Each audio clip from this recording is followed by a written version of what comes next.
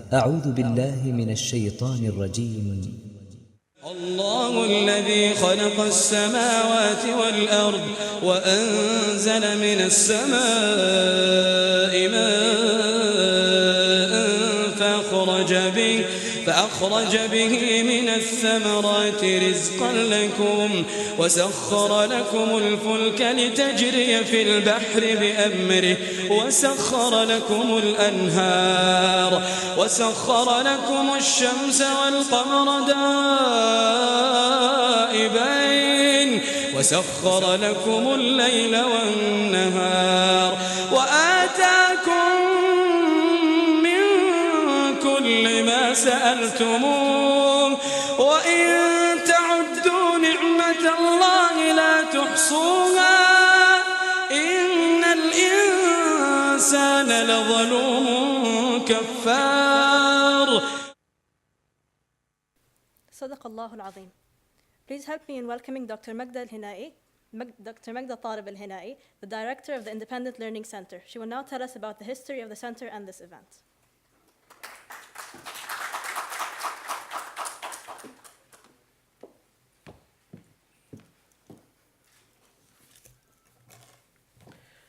Bismillah, in the name of Allah, the most merciful, the most gracious. Sheikh Dr. Khalid bin Muhammad bin Zahir al-Hinai, the advisor of the Vice Chancellor for Environmental Affairs and Community Service, and the patron of tonight's event. Your Excellency, Kenneth Liao, the Ambassador of Taiwan, our honorable guests, and participants of the Solar Energy Workshop, welcome. Assalamu alaikum wa rahmatullahi wa barakatuh. On behalf of the Independent Learning Center team, it's a pleasure to say thank you for being with us tonight in the closing ceremony of the first workshop on solar energy, delivered by the Pre-Innovation Incubator at the Independent Learning Center in Sultan Qaboos University.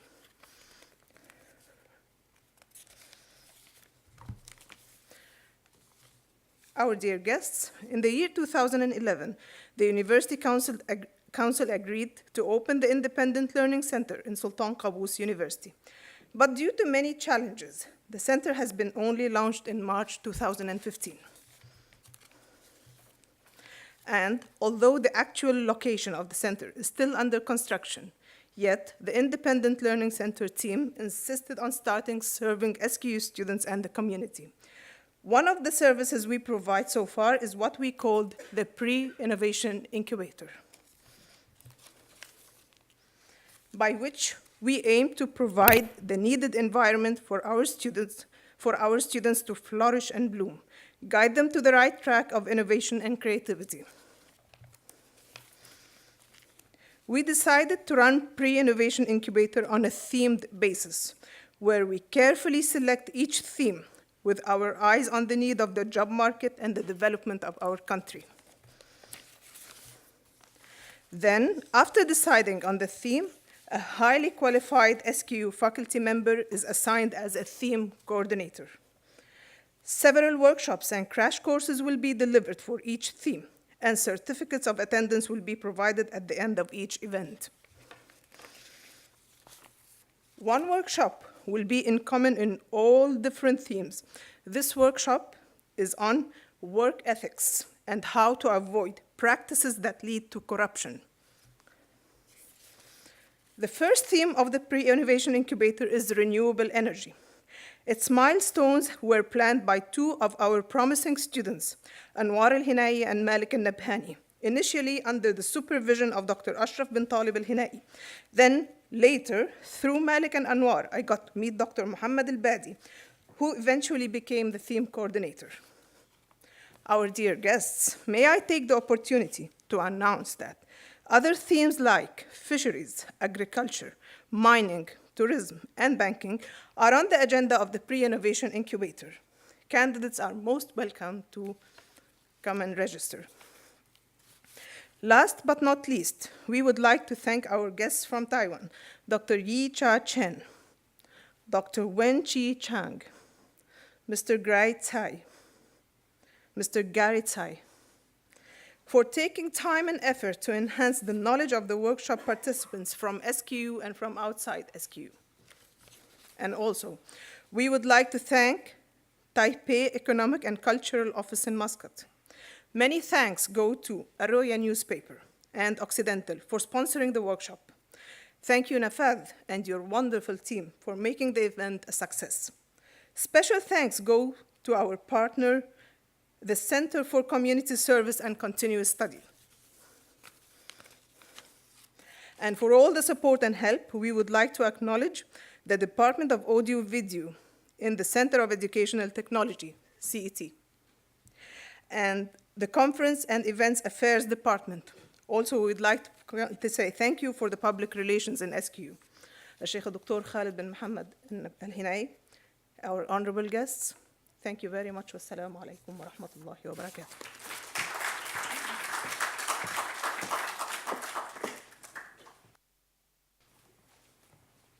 Thank you, Dr. Magda.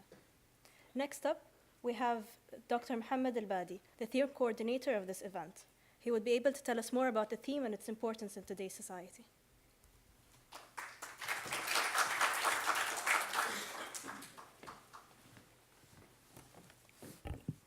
Thank you. Assalamu alaikum wa rahmatullahi wa barakatuh. Sheikh Dr. Khalid bin Mohammed bin Zahar Al-Hinai, the Vice Chancellor, Advisor for Environmental Affairs and Community Service, Your Excellency, honorable guests. As mentioned by Dr. Majd Al-Hinai, the Pre-Innovation Incubator theme this year is renewable energy. This evening, we are celebrating the completion of the first workshop about solar energy, which was delivered by our guest from National Donghua University in Taiwan and sponsored by a Arroya newspaper. Policymakers worldwide realize that renewable energy should be an essential component of the national and global energy supply mix, and it can be used as a global strategic option for both extending the life of oil and natural gas reserves and reducing greenhouse gas emissions, and thus combating climate change. Here in Oman, renewable energy is gaining a big momentum, and we hope that this will continue. Therefore, there are a lot of opportunities for innovation in this field, as you will see in the following examples. To cope with this change, renewable energy-related courses are now part of the curriculum for many SKU students and elsewhere. In December 2014, a 20-kilowatt photovoltaic system was connected to the grid in SKU Eco House, thanks to the cooperation of Muscat Electricity Distribution Company, the Authority of Electricity Regulation, and the Research Council. In the College of Engineering, a smart grid platform project that consists of a photovoltaic system, batteries, and a small wind turbine has been realized in one of the laboratories recently. The two aforementioned projects were implemented by a company, by an Nafad company, founded and operated by SKU students and graduates. In terms of renewable energy research funding in the Sultanate, the Research Council approved Renewable Energy Strategic Research Program last April. In terms of commercial utilization of renewable energy to generate electricity, Rural Area Electricity Company commissioned the first photovoltaic plant in Al Mazyouna last May, and more solar and wind projects are in the pipeline. Other photovoltaic systems are also connected in the grid. In the oil sector, PDO is having currently 7 megawatt CSP steam generator in operation since 2013, and a 1 gigawatt solar steam generator project in Amal oil field was announced recently. This project would be the largest CSP plant of its kind in the world. Finally, I would like to mention that the Public Authority of Electricity and Water is about to complete two important studies related to renewable energy policies. The first one is Oman Renewable Energy Strategy, and the second one is Oman Wind Atlas. These two studies will pave the way for the wide utilization of renewable energy in Oman. The Pre-Innovation Incubator is planning more workshops in this theme of renewable energy. Here's a list of 3 confirmed workshops. The first one, renewable energy option for Oman. The second one, power electronics for renewable energy resources. And the third one is application of renewable energy. I'd like to take this opportunity to thank the sponsor of this workshop. I am sure that other companies and government entities will support the coming Pre-Innovation Incubator activities. Thank you for your attendance.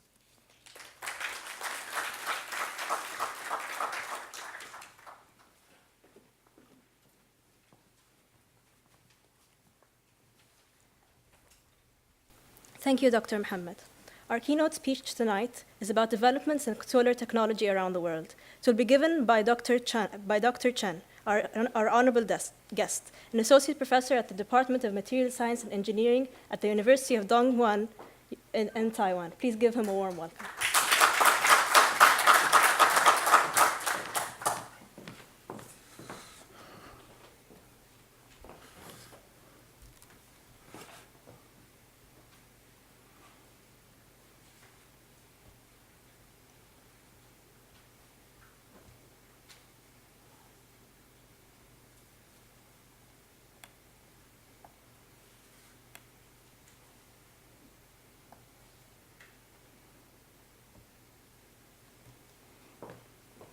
Okay.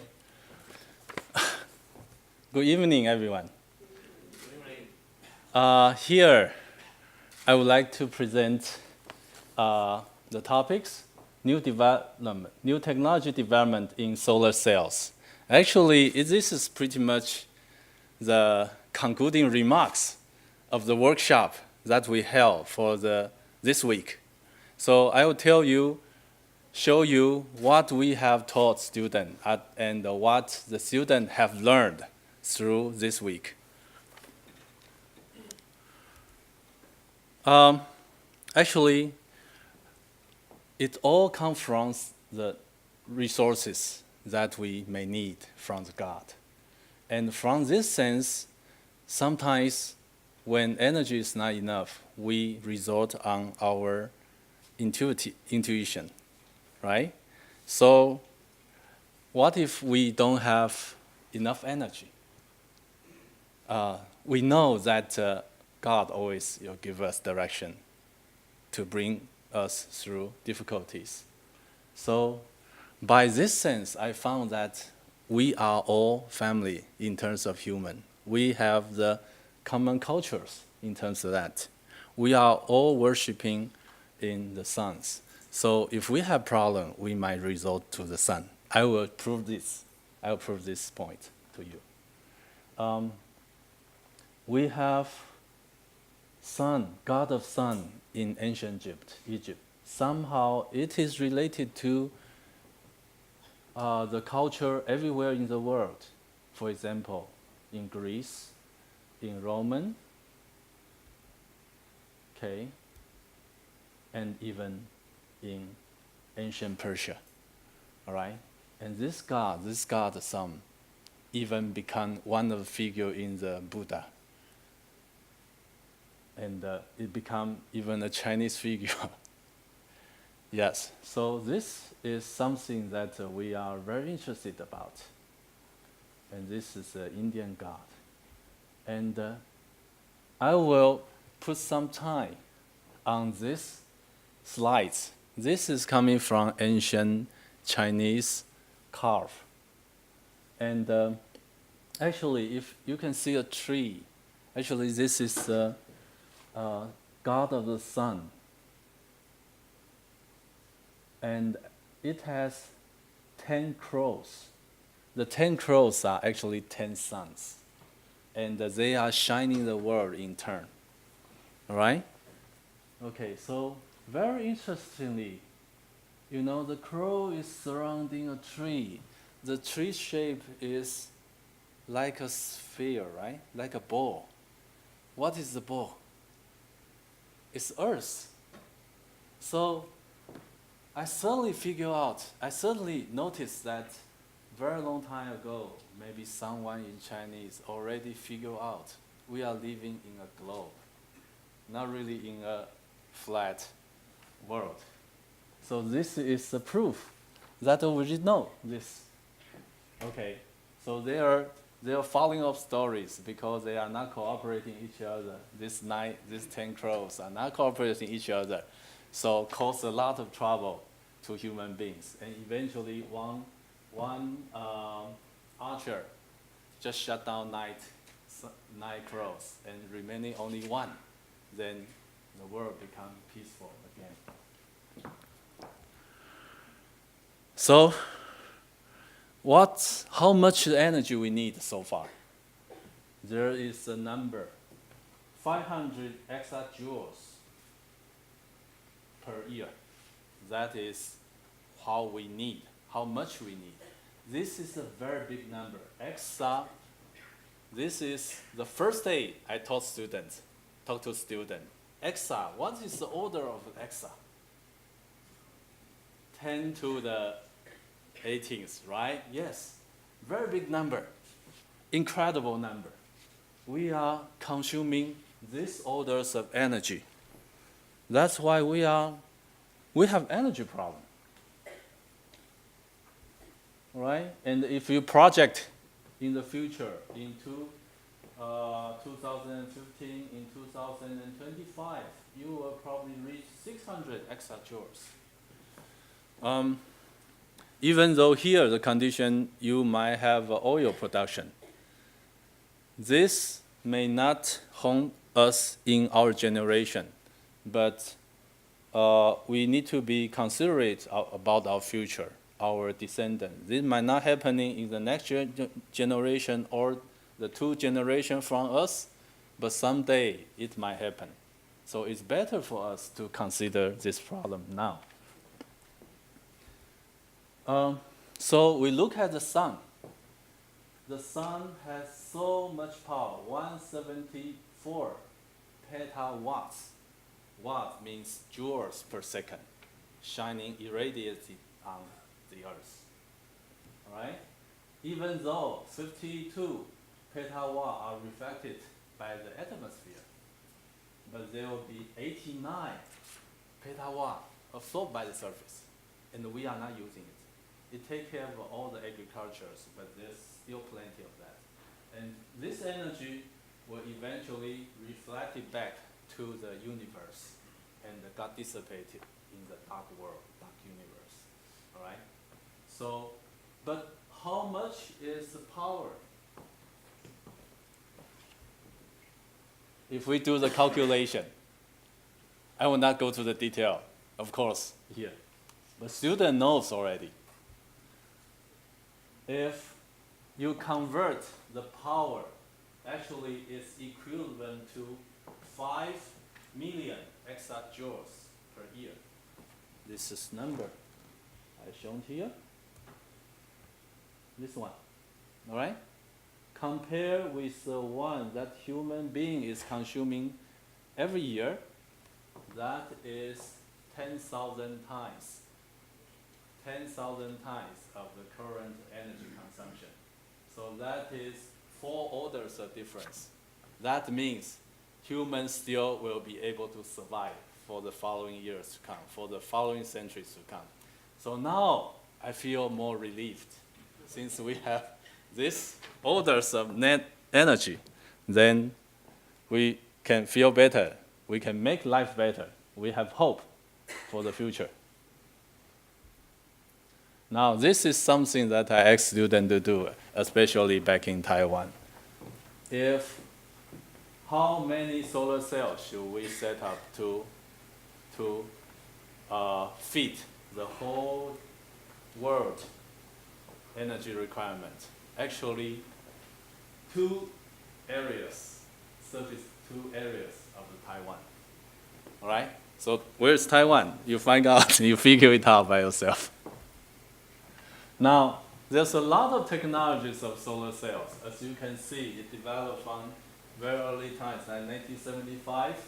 And this is the x-axis is here, y-axis is efficiency. So through the development, you can see the efficiency goes up. What is efficiency means?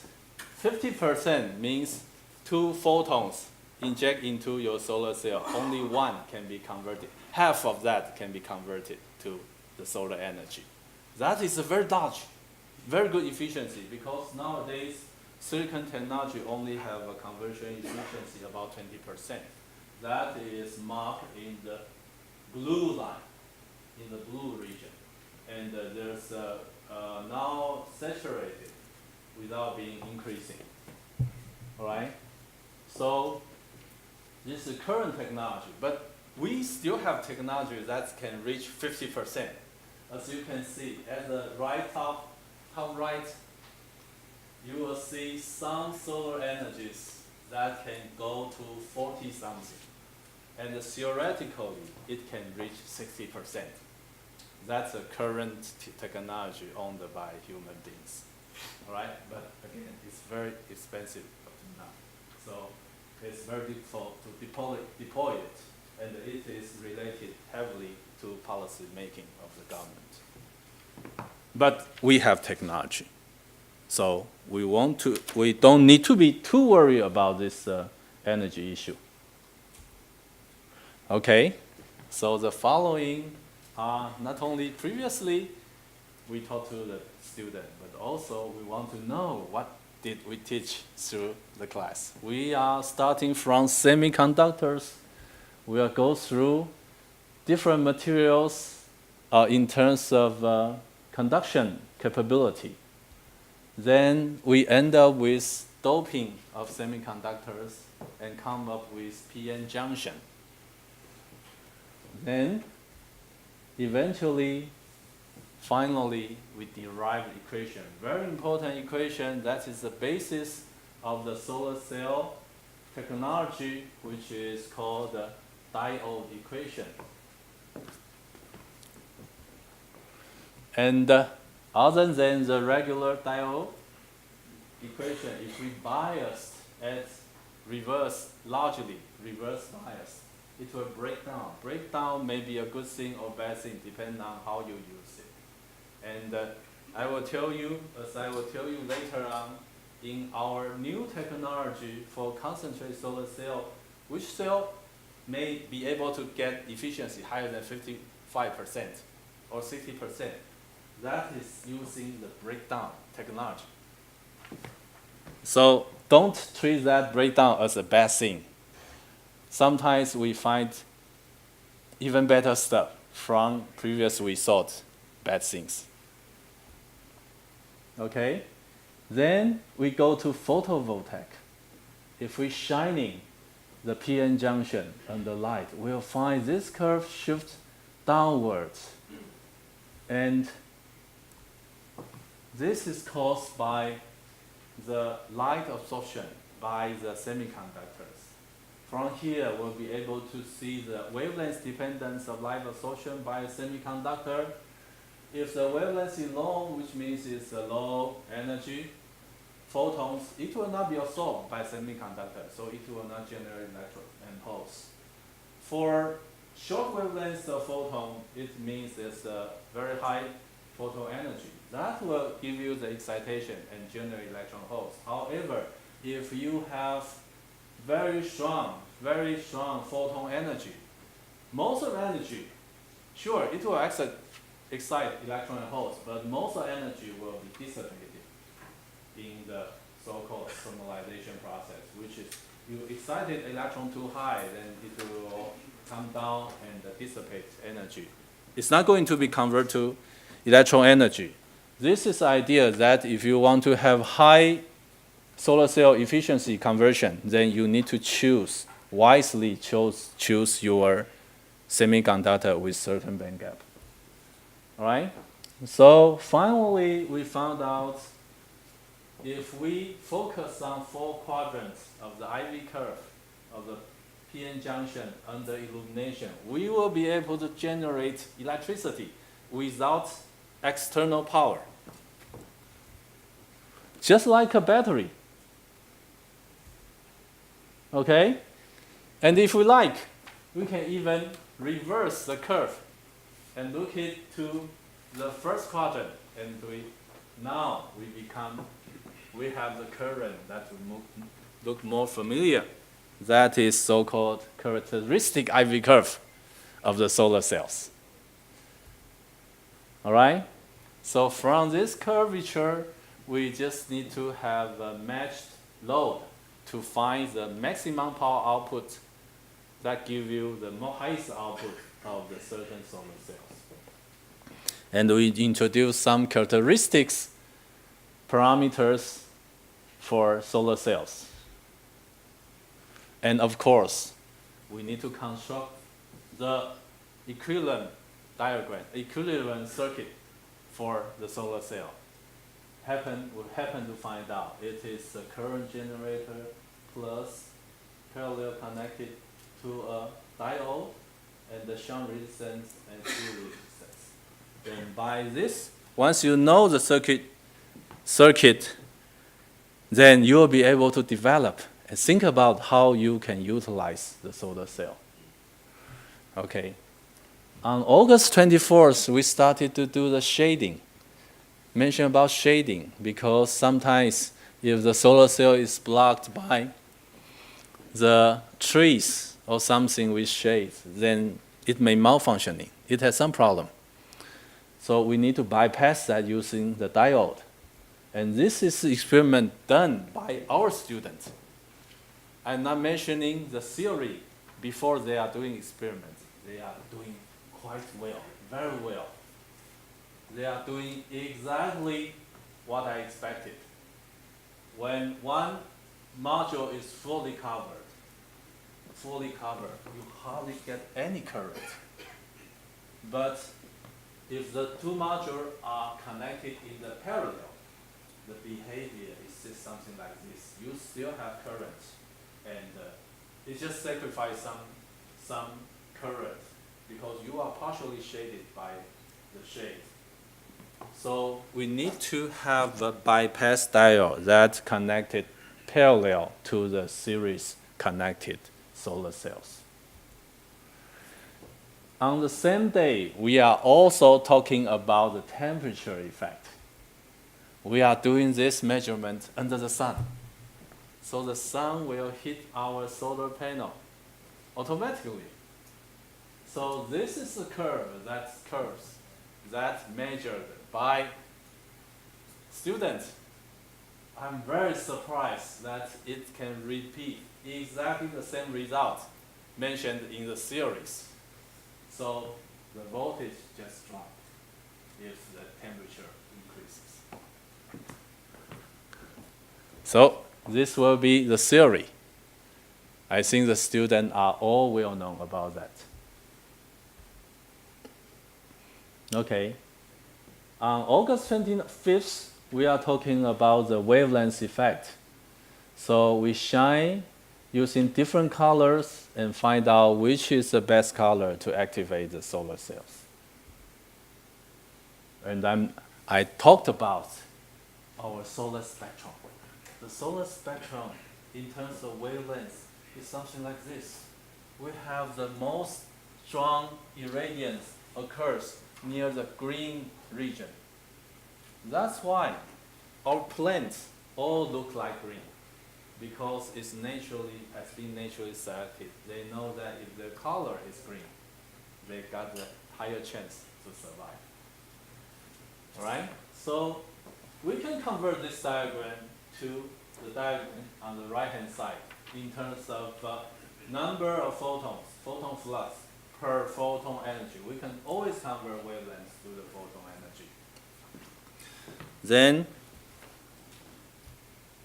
Then if we integrate the photons from the highest energy down to the lowest energy, we will be able to get how many photons will we receive per area, per time, per period of time. That is the integration result. That is the number 4.0 times 10 to the 21 per meter squared per second. We will receive this large amount of photons. Then how we use these photons? Now students know that we need to carefully choose this bandgap, because once the bandgap is chosen, this portion, this triangle portion, will be dissipated, cannot be used. Too high energy will be dissipated when they are de-excited, electrons are de-excited. On the other hand, top portion of the triangle cannot be used either, because the energy is too low. It will just penetrate through the semiconductor and cannot be used.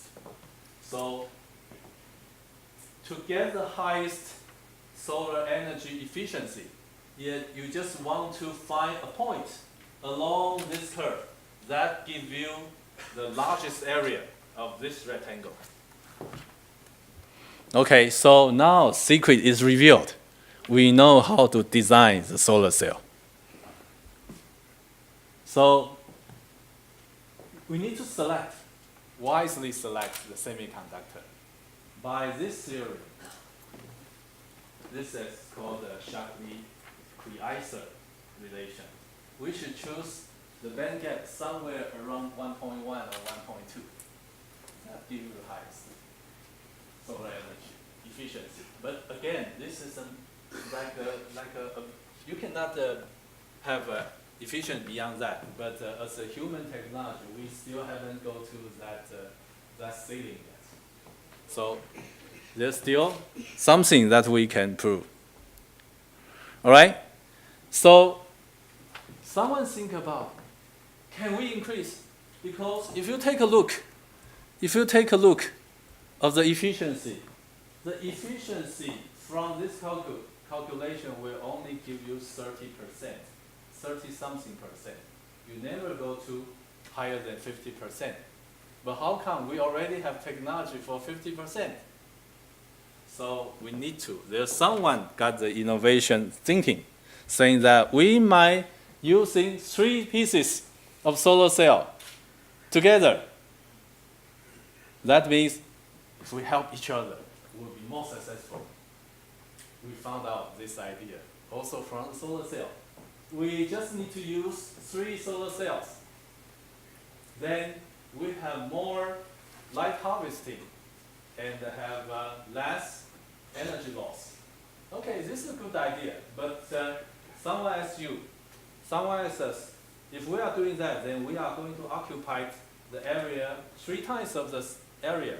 Then we are not going to save the space. All right? So someone wisely thought about, why don't we just stack them together? Don't we stack them together so that we can use the same area while collecting 3 times, maybe around 3 times of the previous solar light. Then we can generate a high power output. Yeah, that exactly being proved correct. And we need to carefully align the band gap so that sunlight can be absorbed on the first layer, while their longer wavelength light can penetrate through the first layer and be absorbed by the second layer and third layer. That is the tandem structure. Maybe we still have lecture tomorrow, right? I will mention about that tomorrow in detail. Okay. So by this design, we'll be able to really get the efficiency higher than 50%, although we haven't proved yet, but we know we can. Now the world record is about 45% of a conversion efficiency. Okay? So there will be technology for human use. We have responsibility. Since we are educated people, we should have a responsibility to take care, use our knowledge to take advantage of the knowledge and take care of everybody. That's the rest of the people. All right? So on August 26th, today, we talk about dye-sensitized solar cells, which is a new technology that may be used in the future IoT technologies. This efficiency might not be very good, as you can see from previous view graphs, but that is less sensitive to the angle, incident angle. So in terms, if we do a fixed solar panel, because sun is always have angle towards the solar cell. So since this kind of solar cell is not that sensitive to the incident angle, so by the day, through 8 hours during the day, it will generate more energy than silicon solar cell. This is one thing that we can think about, very special characteristic. The second, this kind of solar cell can be used under very dim light. For silicon solar cell, it is hardly functioning in the room, in this illumination condition. But as every student can tell, today they made their own desensitized solar cell from the first step all the way to the bottom, to the last one. And they test their solar cell already. So they can prove that we will be able to generate electricity under this condition, right? Okay, so we mentioned about the structure, the secret. We reveal the secret of the structure. It's not p-n junction anymore. It's chemistry dynamic behavior that is between the titanium oxide and the dye and the electrolyte solution. And this is the energy diagram of the desensitized solar cell. We use dye molecules. Actually, where do we get our dye? We just squeeze them from the vegetables. Then we got the juice, right? Then we just dip on the titanium oxide. Then we got the efficiency, all right? That's exactly what the plants did when they're doing the photosynthesis. They are using the dye to absorb light and convert the energy, convert the solar energy into the energy that the plant can use. And we are mimic the nature. So the desensitized solar cell is actually nothing new because plants already know the secrets. We just follow them. So the light is soaked by the dye. Electron will be conducting into the titanium oxide while the hole goes the other way. They will run the external circuit and complete circuit cycle and produce electricity. So this is a new technology that we might develop. Even though somebody did not recognize sensitized solar cell as a good cell because we still use electrolyte, right? Which is liquid. What is electrolyte we use? The iodine. The iodine that we use for medical purpose.